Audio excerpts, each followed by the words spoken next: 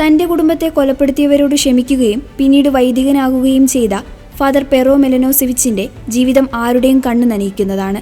Leo 14 പാപ്പയുടെ 2026 ലോകസമാധാനത്തിൻ്റെ സന്ദേശം വായിച്ചപ്പോഴാണ് father പെറോയുടെ ജീവിതകഥയെപ്പറ്റി സമൂഹമാധ്യമങ്ങളിൽ വാർത്തകൾ പ്രചരിച്ചത്.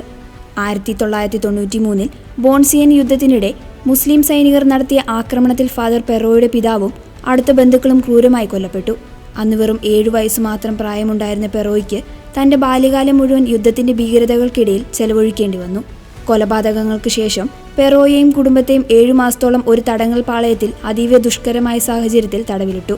കഠിനമായ പട്ടിണിയും തണുപ്പും നിറഞ്ഞ തടങ്കലിൽ തൻ്റെ അമ്മ പകർന്നു നൽകിയ വിശ്വാസവും ജപമാല പ്രാർത്ഥനയുമാണ് തങ്ങളെ കാത്തതെന്ന് അദ്ദേഹം പറയുന്നു.